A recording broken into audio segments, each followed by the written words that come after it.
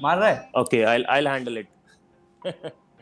In a sense, nothing's changed. It's been, it can be Virat Kohli on one side and Gautam Gambhir on the other, or it can be your kids. You're still stopping the fight. Well, I think you get used to these kind of fights, but those kind of fights happens once in a blue moon.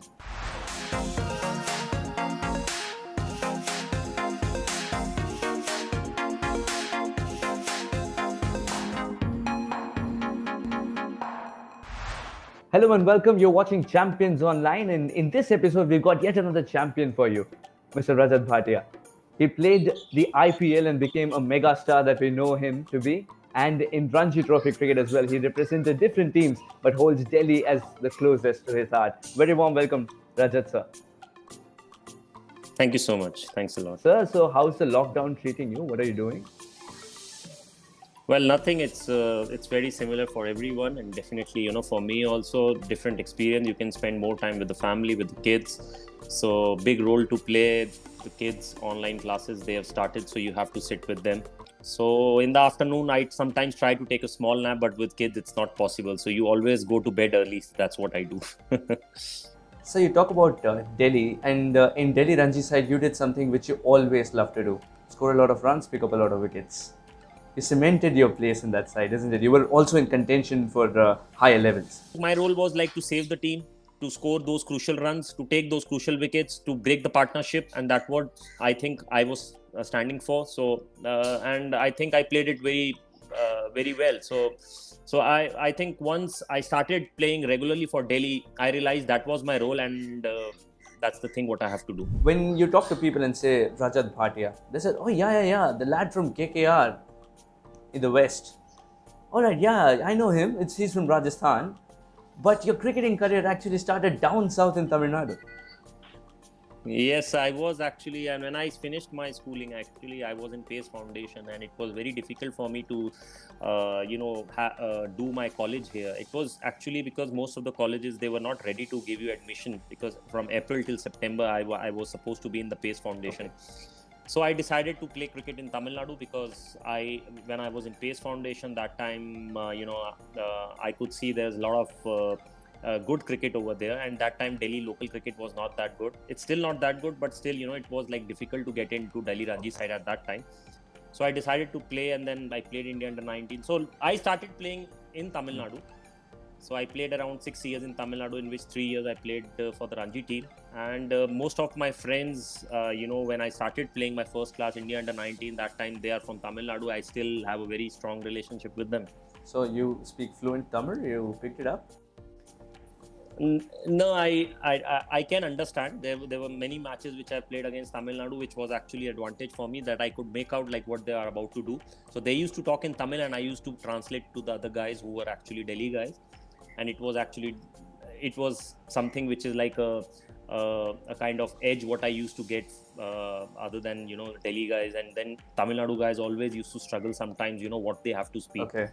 So, but I can understand. So I cannot speak, but I can understand. அப்ப நான் தமிழ்ல பேசினா உங்களுக்கு கண்டிப்பா புரியும். Yes, but Tamil தெரியாது.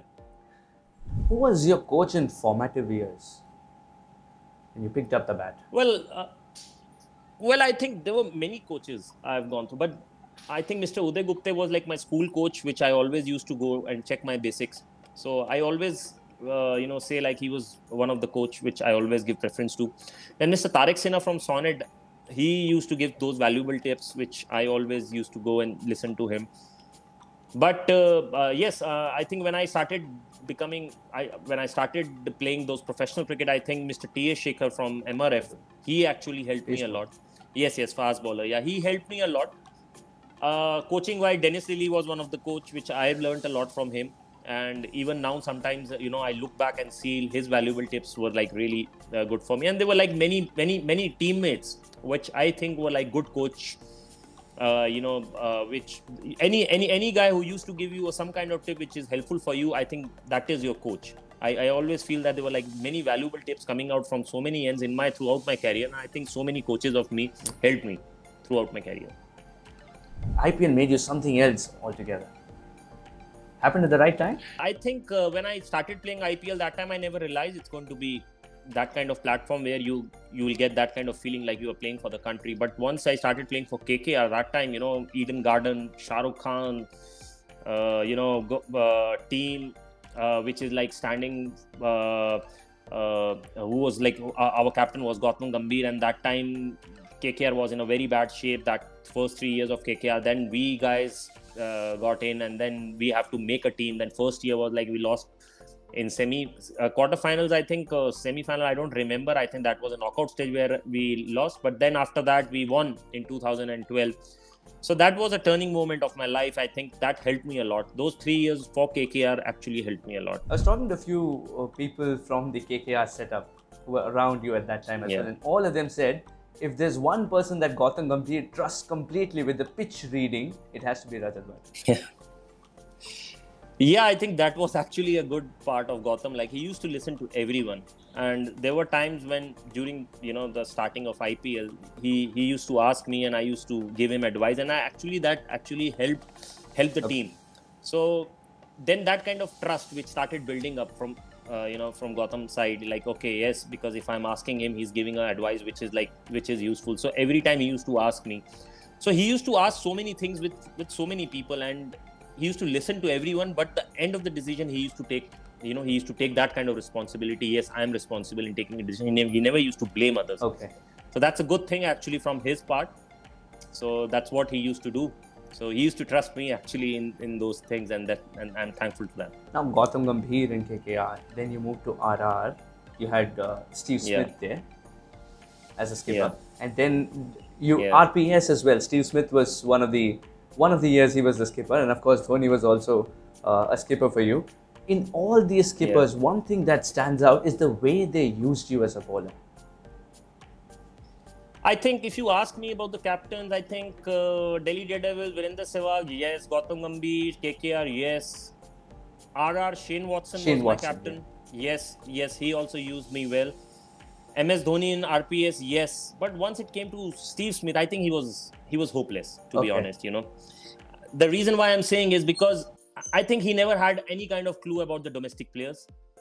So that was one of the reasons. Shane Watson was like, still he was having some kind of idea about the domestic players, and he knew like how to use domestic players. But once Steve Smith, I think RR made this kind of mistake again and again. I think they're going to make it again if they're going to make Steve Smith again the captain, because I don't think he's having that kind of idea about the domestic players. No clue at all. And that kind of assumption, when he comes to the nets, he just makes it and then he applies it on the field. That is not going to be possible. You have to go through the domestic, like what the guy is doing in the domestic, what kind of bowler, what kind of batsman he is, how can you use them. So other captains were like far ahead of Steve Smith. MS Dhoni, cool head. He knew like how to control his emotions. Virender Sehwag, he used to give you confidence. Gautam Gambhir, he can use you anytime, and he was having that kind of trust. Shane Watson, yes, I still agree with him, but like sometimes I feel Shane Watson was like under the thumb of the RR sports kind of management, so he decided to quit after some time. The reason I brought up this topic of captains is because in a sense you had become the master of the middle overs. You were not seen in the power play, you wouldn't be seen in the death, but the middle overs, you owned it. Well, I think I was getting used to it. I think you have to read this 2020 very well. You should know like what is your role, and you have to just go and play that. It all helps. Sometimes your role can help the other guy. When we say like batting is in partnership, at the same time we have to admit that even bowling has to be in partnership. So there were times when I was bowling with Sunil Narayan. When I was playing for KKR, that time it used to help me because everybody wants to block him and they always wanted to hit me. And sometimes I used to get wickets because of him. Okay.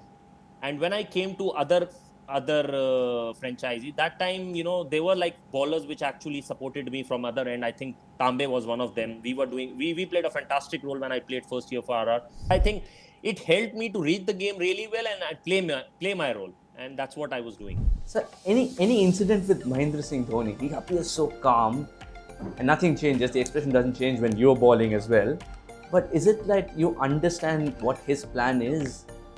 I remember my first over, I was bowling to Pollard, and the match was happening in Mumbai at Wankhede. and I think Dhoni was behind the wickets, and I think he was the captain. So what happened, like, I was on my run up and I decided, like, okay, this kind of field I'll be taking, and suddenly I moved and looked the field, and I think his plan or his field placement was far better what I was thinking. So I thought, like, okay, this looks to be better than what I was thinking, and I became confident, and I said, okay, and the first ball I got Pollard's wicket. I think that time, I realized, like, his way of thinking and his plan sometimes can help you a lot, and it is far better than what you sometimes think. That's why he was the captain, and that's the best part about MS, was that his control on his emotions were really good. He never used to be he used to get excited, or he never used to get angry. So these kind of things, I think every captain should learn from him. Now, out of the franchises that you played for, if you had to pick one and say, now they really made Rajat Bhatia the IPL star, who would it be? KKR, obviously KKR. I think if somebody will ask me again, you go and play for which team, I think I'll go and play for KKR. That's one of the reasons what I always pick KKR, because I never had any kind of problem. I think staff, sports, your trainer, physiotherapist, CEO, Shah Rukh, Juhi Chawla, Jay Mehta, everybody in KKR, they were like very good guys, and they helped you, and they were always with you. And even when the season used to get over, they still used to stay in touch. Okay. So that was the best part, what I think. Yeah. Now, I've got a few pictures for you, and you should try and relive those moments, sir, and you can tell us the story behind it as well. Okay. All right. Well, I'll try to. My memory is not that good now. I'm old. No. Okay, the first one that we have for you over here is this one. Yeah, I think I think I'm still having this picture. That's the Chennai's dressing room, and we won IPL for the first time. I think KKR, like Shah Rukh, was very excited, and then he came to the dressing room. We were with the cup, and I think Trevor Bayliss was, I think, our coach, and there were like many guys around, and it was actually a great moment. So I still remember that. What kind of a boss is Shah Rukh, sir? Well, I think he never used to tell you what you have to do in the field. Never. I think that was the best part about him, that, there are many people, or franchisee, I think the owners, they try to coach you. They try to tell you what's your job. So I think he never shouted. He always stayed calm, I think. I think the best part about Shah Rukh was, like, he knew, like, what to say and when to say. And that's one of the reasons when we were going for finals, I think I remember that there was a surprise kind of video what he showed it to us, where he took interview of our parents and our family, and he showed it to us before we were going for the finals. And that was a surprise thing, and which motivated everyone in the team. So that was the best part about him. That's so nice to hear, sir. I haven't ever come across this story before. Yes, I think I just missed that kind of video where he sent his all crew members to everybody's house, and especially to those who were very regular in 11. And he took videos, interviews of your parents, and then your parents were like, "Come on, beta, just give it your best." Many people sitting there saying, and then suddenly, when you were leaving for the match, he said, "Just wait, I want to show you one video," and that was like a 5-minute video which we had. And it was actually a kind of motivational kind of video, what he showed it to us. So, the next picture that we have for you. Yeah, I knew that it's going to come. It was just a matter of time, isn't it? No, I knew that it's going to come. I was about to say before it was, you were about to launch it. Yes, I was. I was standing very close to both of them when they started this fight. And they were about to come very close, and I was the one who was like, that stay away, because social distancing is on. So you cannot come that close. So I just decided to take Virat with me, because he was still that time, he was like, sometimes he used to come and play domestic games, and I remember he was like junior to me, and I just told him not to fight, and then he said few words to me, and I accepted that, because when you are so aggressive and when you are so angry, that time some words come out from your mouth, and that's what I said. If it's coming from your mouth, it can come from him. So just leave the field. You are out now. So just leave it. 40,000 people. So that's what it happened. 40,000 people roaring and in the heat of the moment. Yeah. Must have been difficult. Yeah.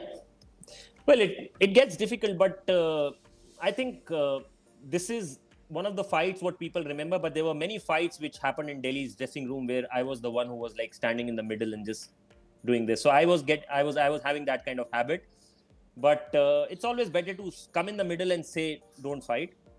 But if they are not ready to give it up, then you should always tell them, come on, fight, and then you should enjoy that fight. Now, there are two things over here. You again led me on. One, I wouldn't name who, but he told me Redha is one of those people who never sledges. But trust me, somewhere in his heart, he knows he wants to see a fight. Now, I wouldn't tell you who, but two questions out of it. Why are you called Redha? And what's the story behind Redha? And secondly, you never sledged? You never sledged? See, I don't think I never sledged, but I always used to give some kind of hilarious mark, so that the person standing should always laugh, and and he should, or if he gets angry, but he's not going to take it to his heart. So that's what I used to do. And Reda is something which people gave me this name because Reda is some kind of vendors. Vendors, what they do, they go to the market, they bring new things and they sell it every day. So I was one of that kind of vendor where I used to get everything every day. There's a new thing which is in my pocket, and I used to tell people. So it used to be something new in the market, so it used to make them laugh. So that's why they used to call me Reda. Okay. Yeah. The other fight that you remember that you stopped? Well, there were many fights. So I mean, I don't want to name the characters, but there were many fights in the dressing room. So I remember a few of them, but I don't want to just bring it here. So, but I enjoyed stopping them. I've seen fights in Tamil Nadu dressing room also, but they were like I knew they're not going to hit, so they used to come close and they used to do this. I knew they're not going to hit, so there's no point in coming in between. But in Delhi there's culture, no point in coming in between. They have, yeah. So in Delhi's culture, the problem is they sometimes just throw their hand. So I knew that somebody is going to do that. So that's the time when you have to just jump in and say no, and you have to stop everything. Fast forward so many years, you just solved a fight just 15 minutes ago, even during this conversation. Yeah. So the next one we have for you. Yeah, that's I was in UK. I think that's I was playing a game and at St. George's ground, and I remember I used to play for Newport Cricket Club, and if you could see, there was like Newport written on that T-shirt. Yes, sir. And I think I just landed, played a game, and they decided to click a picture. So they clicked a picture. One of our teammates, his name was Jonathan Precy. He was the cameraman, and he took my picture. So this picture became very popular, and it came on Google. Now, how do you feel being an overseas player now? The overseas player and the experience of playing in the UK. I played in UK, I think 2006, started playing. That was my first year. 2007, 2008, but at that time I was got a call from India A, and just for 2 weeks. And then everything started again in 2009, 10, and then slowly and steadily I kept on playing till 2016. But I took at least 1 or 2 years of India A Israel trip you'd been the 2 weeks? Exactly, okay, yeah. Okay. Yeah. Did anything come out? That is also another. Did anything come out of it? Well, Israel was like, if somebody is going to ask you, you played India A, where did you go? And you're going to say Israel, and he's going to laugh. So there were like two teams, which one was going to Australia, one was going to Israel.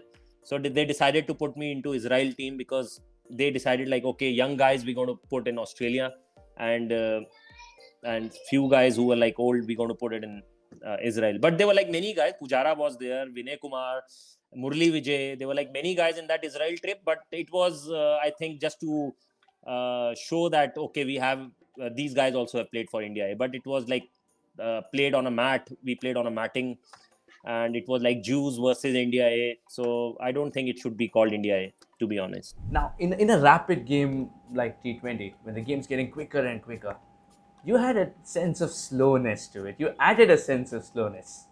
Now, why did you pick the slower delivery first up? Is it because people don't practice it at that pace? Yeah, I think the reason why I picked it, because I realized during net session, during matches, that it gets difficult to hit a slow ball rather than a ball which is coming to your bat. So if you are bowling slow, the batsman needs his power to clear the boundary. But once you are giving a kind of pace to the ball, that time it gets sometimes easy. Most of the time, it is easy for a batsman to just time the ball and hit you for a six. But for me, when I am bowling, it gets difficult because the kind of pace what I used to leave behind the ball, the batsman has to use his whole strength. And most of the batsmen used to find it difficult, especially domestic cricketers, even the international cricketers. But there were like many cricketers who were like capable of hitting me out of the ground.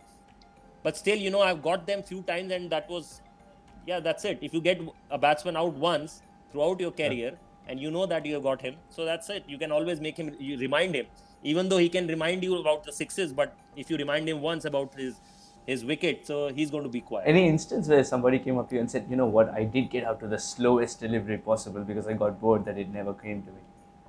No, never. But I remember some press reporter asked me that how slow you can bowl. I said, if you can share an incident with me, and I shared. I said, I remember, appealing to the umpire, and umpire said not out, which was like in front of the wicket. And I asked him why you're not giving him out, and he said it's not going to reach till wickets because you're bowling so slow. So that was one of the things what I told him. So that's what I can express. Yes. So after that, he said he was like, he kept quiet and he never asked me about my pace. Talking about the appeal, the broadcasters, of course, make it a point that they have this slow motion replay of the ball either pitching in line or hitting the stumps or not.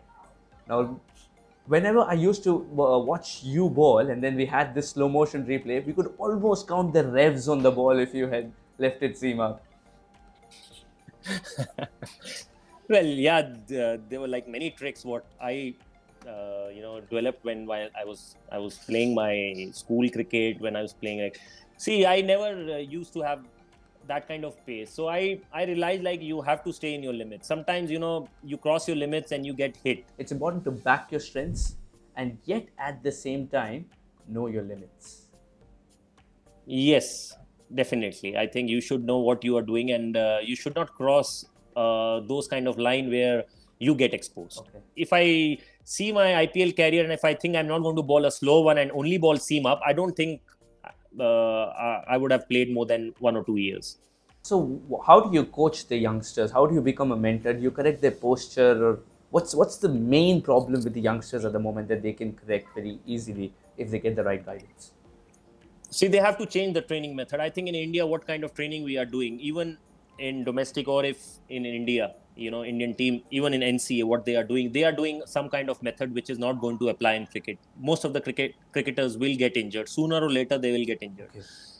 There are many, if you normally see the injury graph of Indian cricket team, it has gone up. The reason why, because we do a lot of traditional lifting. So if I compare the method what we people are using, strength and conditioning, it's not going to work in cricket. The reason why I'm saying is you cannot teach a horse to climb a tree. And that's what we are trying to do. We are trying to use those methods. We don't have a cricket specific training. We have to realize when we playing cricket, there are certain kind of movements what we make. And we have to train our body according to that. And that's what we are not doing in a gym or when we are doing a kind of training on the field. So there are many technical aspects. So I think we have to change the whole training system. What about diet, sir? See, diet is important. Definitely it is important. But food is not the only thing which is important. Okay. I see, we have to look that way. The first thing what is important is light. Light is like sunlight. Half of the people in Indian team, in domestic, when you do their vitamin D or B12 test, they are very low. The reason why I'm saying, because they always wear full sleeves, they put zinc, they have got beard, they put a kind of hat, and then they put a lot of sunglasses when they play a game. Or most of the matches they play a day and night. So when you are not exposed your skin to the sun, definitely that D3 or B12 level is going to come down. So for me, the light is much more important than food. And so sunlight is important, water is important, magnetism is important, earth, and then the food comes. Something interesting that came out of this topic of fitness is that the cricketers stay on the cricket field throughout the day in sweltering sun and yet do not have enough vitamin D because they have covered themselves. We have to realize like this problem is going to stay there forever. I mean, earlier it never used to be like this, but now when I realized that what mistake I was doing, so the last, I think 2 years, I stopped using any kind of sunscreen. I don't wear any kind of sunglasses because I want my skin to be exposed. I hardly wear full sleeves. I always wear half sleeves. So when you are in the sun for so long, definitely, your skin absorbs. But once you start using sunscreen or zinc cream or sunglasses, your skin is not going to absorb that kind of sunlight, which it has to. Great, sir. It's good to know that there is so much scope at the international level to become better functioning human beings in order to make it translate into your cricket. You satisfied with the career in cricket? See, nobody is satisfied with his career. But if you ask me, no regrets, I would say. I wouldn't say I'm satisfied, but no regrets. I'm not retired. No, you aren't. I don't think, no, I still have to take retirement, but I'm just finding the right time to retire. I don't think during lockdown it is nice to say like I'm retired. Now we have a rapid fire round for you. All right. I know you're a master of the middle overs, but now it's going to be death overs time. The biggest prankster. Who was the biggest prankster in KKR? Iqbal Abdullah. That's it. And who was the biggest prankster in Delhi Ranji side? It was me. The funniest troll that you've heard about yourself? Well, about this social distancing thing, where I'm stopping both of them and telling them like it's a lockdown thing, so you're not allowed to come closer. Okay. A player you would want to spend a lockdown with? A player I want to spend lockdown with? Sehwag. A player you wouldn't want to be in a lockdown with?